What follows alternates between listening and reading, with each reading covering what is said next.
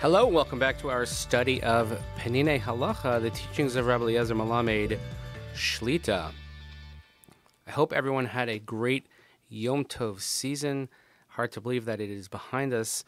I'm apologizing that I didn't get to do as many episodes as I would have liked during the Yom Tov season. Just the schedule seemed to be overwhelming, and I also was afflicted with a very, very bad cold, which I think none of us would have wanted to listen to. But anyway, here we are.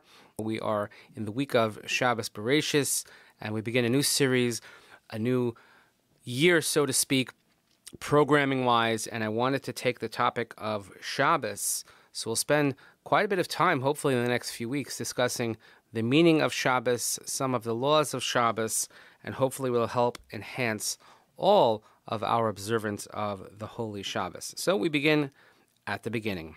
Shabbos Menucha Hashlama Sabriya.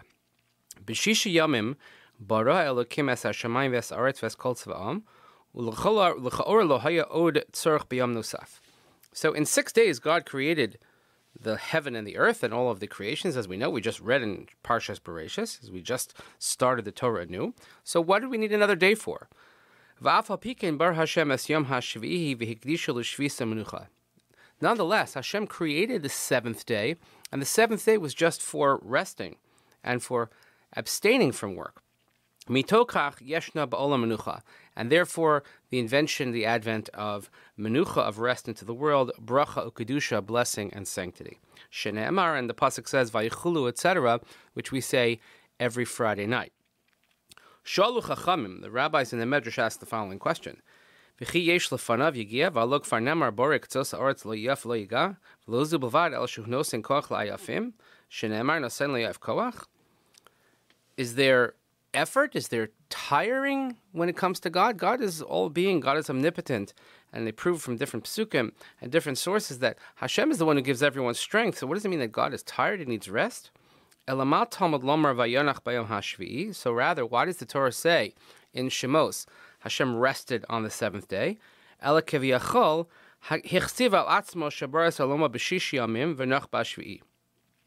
He wrote on himself that he created the world in 6 days and he rested on the seventh. So why invent or why introduce this notion of menucha? Nachas, shalva, v'sheket, so that we can have a creation in the world of rest, of being abstaining from all the business of the world, of having a certain level of just being at ease. Shekolzman shahaya habore osek bebriya haya ha'olam holech v'nimtach v'keshavas b'yam hashvi'i ditna l'olam menucha. The Medrash says that as long as God was busy with creation, the whole world was busy in non-stop action. But when God rested on the seventh day, then the rest of the world was able to rest as well. If a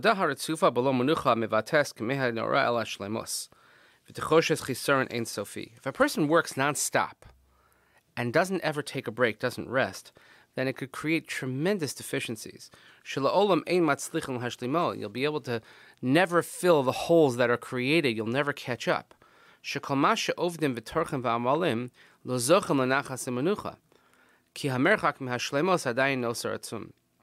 whatever you're working and toiling at, you'll never find any rest, you'll never find a break, because you're always going to think like, I'll never reach the goal, because you're never going to complete the task. And then the hole that is created, the lacking, is going to seep to the depths. Until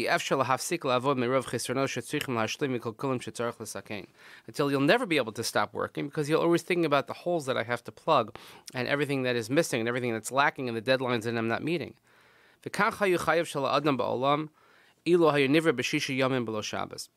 And this would have been the life of man, of human beings, had they been created with 6 days without a Shabbos. However,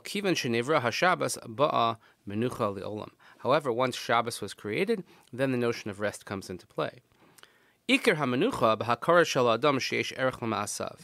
main point of menucha, of resting, is not just to sleep, not just to take it easy, but to recognize that there is a measure to all of your actions. You have to enjoy the benefit of your efforts. V'yodea shekol hatracha shetorach einu lashav, and you have to realize that all of the toil that you do is not in vain. Mitokach yichol agar kochos v'lios nachon l'shalav haba, and you have to strengthen yourself and regroup and be ready for the next stage. Bo yamshich lavod, and then you'll be able to recuperate and continue working further. Avimi she'eino roeh erech b'ma'asav, if a person does not see value in his actions, gam im yeshvas mavado lo yizke lemenuchas hanefesh, then you're never going to have any sort of rest of your soul, what we call menuchas hanefesh. You're never going to be at ease. V'kach haya ha'olam lemrosh kvar nivro bo shamayim va'aretz yabashos v'yamim eitzim v'asavim ma'oros shamayim v'tehomos dagim tziporim v'chayos. And even though all these things were created in the world, all types of nature, trees, grass, animals, etc., and the person, the human being that was created in the image of God, is walking in this earth. It was still something lacking. Because there was no rest, it was constant activity. But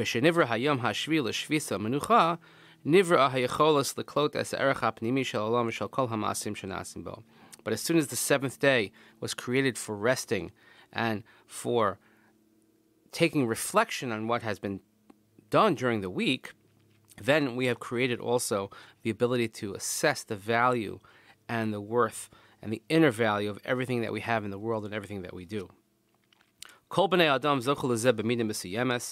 Every human being has this to a degree.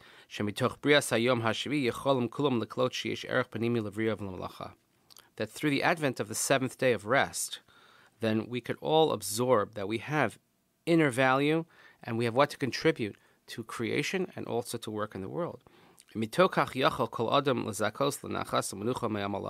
this is how everyone can benefit and have rest from the toil that he has during the week. So according to this, you don't have to rest only on Shabbos. But to really rest and to understand the true value, you have to have an understanding of the godliness within you, the godly value that you have. So and this can only be accomplished by resting on the Shabbos the way we have it. And God willing, we'll get into some of the practices of what it means to rest on Shabbos. Why that day? Because that's the day that Hashem sanctified for rest. And this is what the Jewish people are merited to have, and only the Jewish people have this. The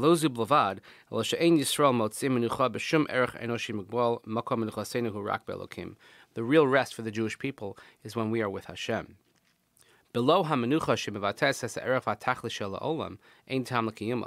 And if we don't have this rest and we understand the value and the worth that we have, and especially the godly manner in this world, then there's no reason for us to exist. And the Medrash tells us, the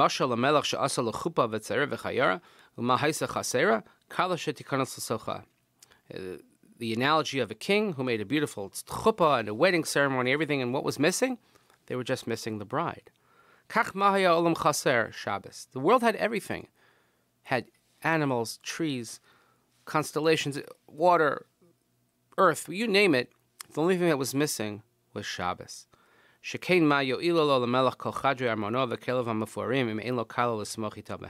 Because what good is having all the beautiful accoutrements of a wedding if you have no one with whom to celebrate, in this case the Kala. Because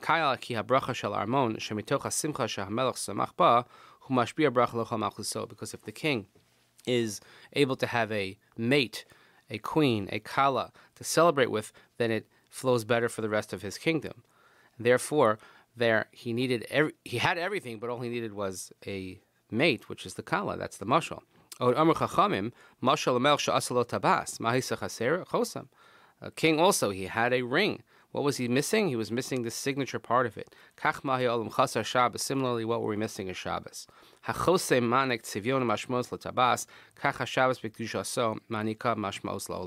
The signet portion of the ring gives meaning to what the king says. So too the Shabbos gives meaning to everything that we do. And if you just think about what your life would be like without Shabbos, then your life would be drastically different.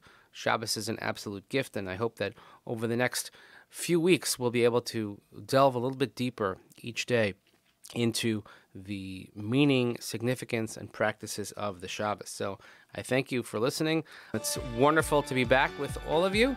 Any of these episodes are available for sponsorship. If you have a simcha, a yurt site, just want to have a good day, by all means, please let me know.